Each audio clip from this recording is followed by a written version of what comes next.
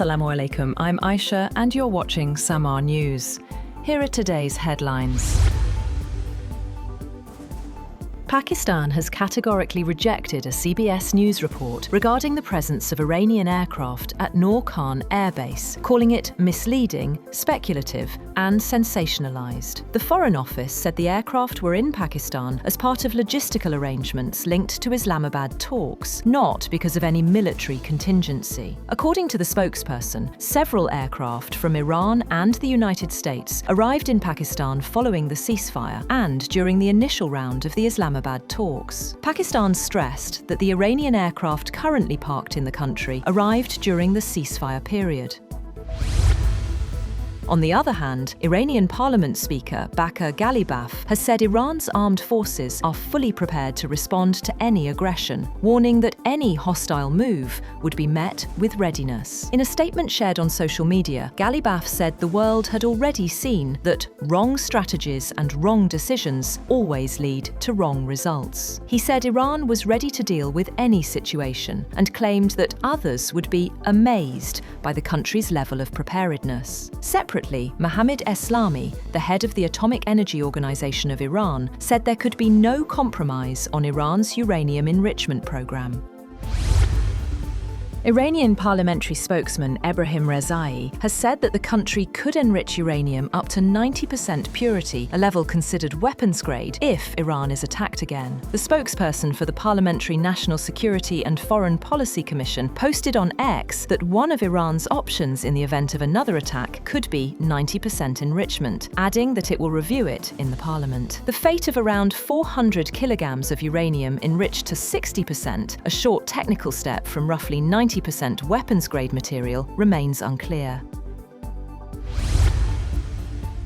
US President Donald Trump says the ceasefire with Iran is on life support after sharply rejecting Tehran's response to a US peace proposal. Speaking in the Oval Office, Trump described Iran's reply as garbage and said he did not even finish reading it. Tehran's response reportedly demanded compensation for war damage, recognition of Iran's authority over the Strait of Hormuz, an end to the US naval blockade, and the lifting of sanctions. The exchange has raised fresh concerns that the conflict could continue disrupting regional stability and global shipping routes. Talking about his upcoming visit to China, Trump said he would discuss American arms sales to Taiwan with President Xi Jinping during talks in Beijing this week. He said the issue would be among several topics on the agenda. He also said he did not expect tensions over Taiwan to escalate during his presidency, citing his very good relationship with Xi. British Prime Minister Keir Starmer has defied calls to resign, telling ministers he would get on with governing despite a destabilising 48 hours of growing calls to set out a timetable for his departure after an election drubbing. At a meeting of his cabinet team of ministers, Starmer repeated that, while he took responsibility for one of his Labour Party's worst election defeats, there had been no official move to trigger a leadership contest. He said the past 48 hours have been destabilising for government, and that has a real economic cost for our country and for families. Britain's Keir Starmer has come under renewed pressure when 4 ministerial aides stepped down and more than 70 Labour lawmakers publicly called for his resignation after his appeal for another chance seemingly fell on deaf ears. The Times newspaper reported that Interior Minister Shabana Mahmood and other cabinet ministers had told the Prime Minister to consider setting out a timeline for his departure, as Labour lawmakers went public to express their dissatisfaction over one of the worst defeats for Labour in last week's local elections. Foreign Minister Yvette Cooper told Starmer that he should oversee an orderly transition of power.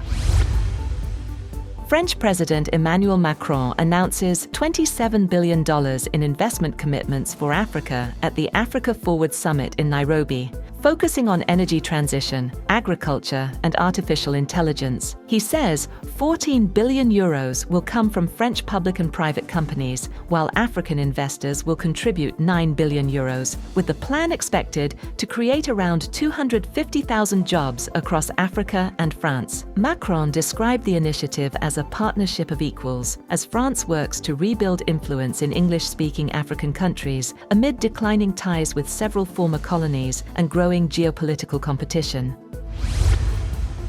That's all for now. For more updates, visit www.samaa.tv. Thank you for watching SAMAA News.